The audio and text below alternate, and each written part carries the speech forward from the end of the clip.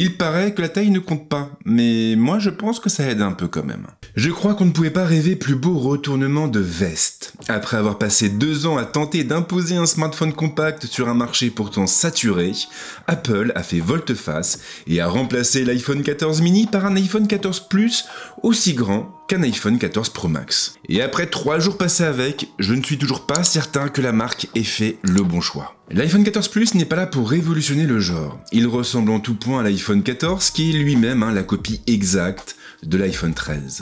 Autant dire que si vous avez déjà eu un de ces téléphones entre les mains, alors vous vous sentirez comme chez vous. Sans surprise, on retrouve donc un boîtier en verre. Un boîtier au dos brillant, contrairement aux iPhone 14 Pro et iPhone 14 Pro Max. Ce qui veut également dire qu'il sera nettement plus salissant que ses camarades. L'autre différence se situe au niveau du châssis du téléphone. Exit en effet l'acier inoxydable, l'iPhone 14 Plus préfère l'aluminium. Et s'il sera de ce fait un peu moins résistant que les 2 modèles les plus chers, il aura tout de même l'avantage d'être beaucoup plus léger. Alors ça bien sûr c'est une très bonne chose, surtout quand on connaît le poids de l'iPhone 14 Pro Max. Maintenant attention car s'il est plus léger, il reste tout de même assez encombrant et vous aurez donc besoin de vos 2 membres supérieurs pour le manipuler. À l'arrière on retrouve un module photo. Un module beaucoup plus petit que celui qui accompagne les 2 iPhones les plus chers. Ce qui n'a rien de surprenant. Sur la photo, l'iPhone 14 Plus se rapproche malheureusement plus des iPhone 13. Il se contente ainsi de 2 vraies focales. Peu de choses à dire sur la construction, elle est solide, comme toujours avec Apple. L'ergonomie est inchangée et on retrouve même le petit interrupteur qui permet de basculer en mode silence. Quant au connecteur, il est toujours au format Lightning, et ce sera sans doute le dernier iPhone qui y aura droit. Et puis bien sûr, il y a l'encoche. Seuls les iPhone 14 Pro et iPhone 14 Pro Max ont droit au poinçon et à Dynamic Island. Sur les modèles de base, il faudra donc se contenter de cette bonne vieille encoche et il faut reconnaître que ça déçoit quand même pas mal. Alors je l'ai déjà dit, mais c'est quand même hyper agaçant. C'est hyper agaçant parce que de base, on est passé quand même sur les iPhone 14 et il aurait donc été légitime que l'iPhone 14 Plus s'aligne davantage sur l'iPhone 14 Pro et iPhone 14 Pro Max que sur les iPhone 13. Sur le papier, on a quand même une génération de différence. Mais voilà, on se retrouve avec un téléphone qui ressemble comme 2 gouttes d'eau aux appareils de l'année dernière. Et cette ressemblance ne s'arrête pas au look du téléphone. L'iPhone 14 Plus partage en effet une bonne partie de sa fiche technique avec ses prédécesseurs. L'écran est plus grand, ça vous le savez déjà. Il atteint les 6,7 pouces. La résolution monte un peu par rapport à un iPhone 13, différence de taille oblige. Elle atteint donc les 2778 par 1284. Le True Tone, le P3 et le HDR répondent toujours présents. La luminosité ne bouge pas non plus et elle atteindra les 800 nits en standard et les 1200 nits en HDR. On reste donc très loin, vraiment très loin de ce que proposent les iPhone 14 Pro et iPhone 14 Pro Max. Des iPhone 14 Pro et iPhone 14 Pro Max qui peuvent monter pour leur part à 1600 nits en HDR et à 2000 nits en extérieur. Alors certes, cela déçoit, mais la dalle reste globalement de bonne qualité. Suffisamment en tout cas pour contenter les gros consommateurs de multimédia. Si vous passez votre vie sur YouTube, Netflix et consorts, vous vous sentirez en effet comme chez vous, et la diagonale confortable du téléphone vous permettra de passer de bons moments. Pour les jeux aussi, mais avec une grosse limitation. Et oui, le taux de rafraîchissement, ils nous ont refait le coup. L'iPhone 14 Plus fait en effet l'impasse sur le ProMotion, qui reste une nouvelle fois réservé aux modèles les plus chers.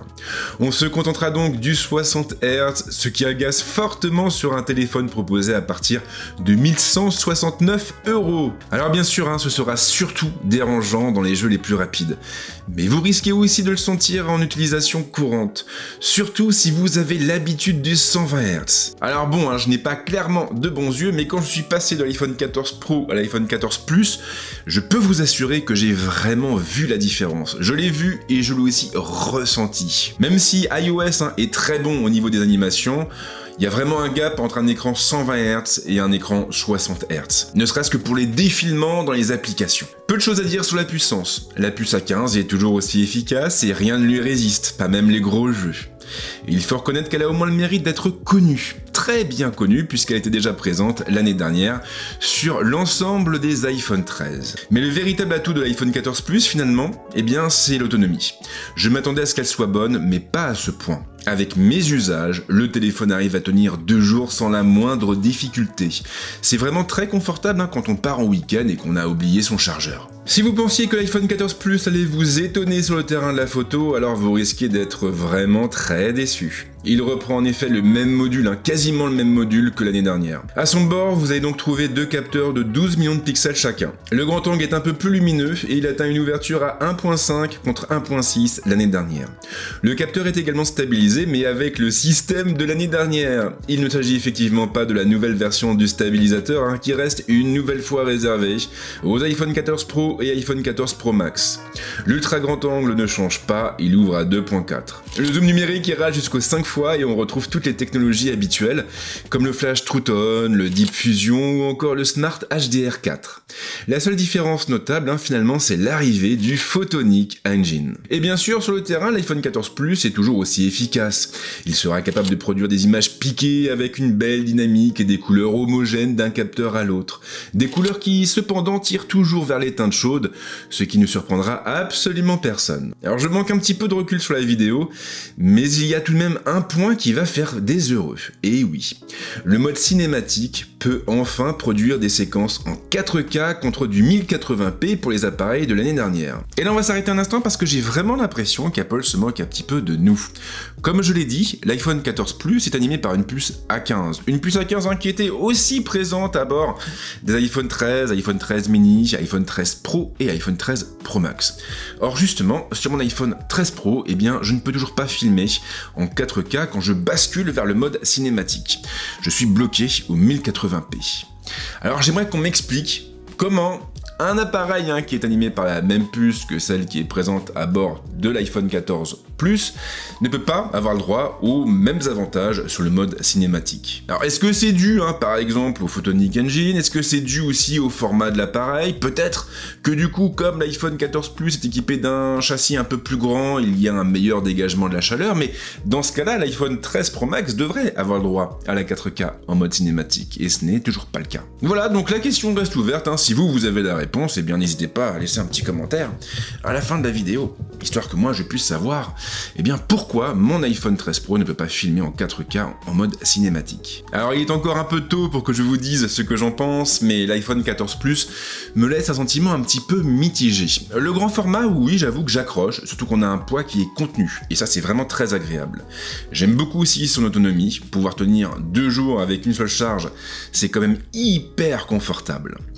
Maintenant, pour le reste, j'avoue qu'il me laisse assez perplexe. Il me laisse perplexe parce que j'ai l'impression d'avoir dans les mains un iPhone 13 au format XXL. Pour moi, le fait qu'il n'y ait pas de capteur de 48 millions de pixels, pour moi, le fait qu'il n'y ait pas Dynamic Island, c'est une totale incompréhension. On est sur une nouvelle génération, mais on a pourtant entre les mains un appareil qui ressemble davantage aux iPhones de l'ancienne génération qu'à ceux de la génération actuelle. Je ne sais pas si vous avez suivi, c'est pas évident quand même. Et puis surtout, moi, j'aurais aimé avoir un iPhone 14 mini. J'aimais bien l'idée d'avoir un smartphone compact entre les mains et il faut reconnaître que l'iPhone 13 mini était hyper confortable à manipuler. Il était tout petit, mais en même temps il prenait de très très belles photos. Alors c'est vrai que l'autonomie était pas ouf, c'est vrai, c'était vraiment son principal défaut. Mais voilà, on avait quand même un appareil qui pouvait shooter facilement, qu'on pouvait tenir d'une seule main, qu'on pouvait piloter d'une seule main.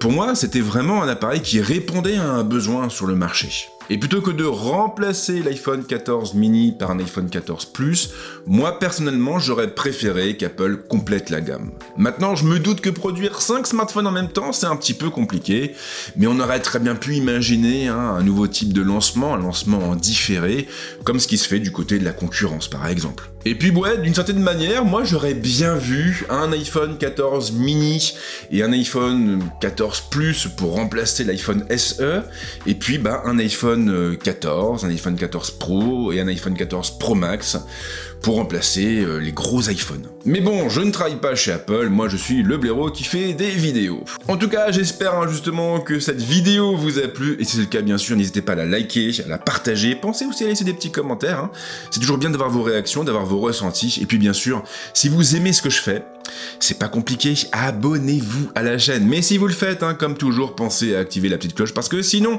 vous ne verrez jamais mes notifications. C'est comme ça, c'est le YouTube Game. Et en ce qui me concerne, je vous souhaite de passer une bonne semaine ou un bon week-end, suivant le moment où vous verrez cette vidéo. Et on se retrouve très vite avec d'autres tests, d'autres comparatifs, bref, d'autres contenus. Ciao.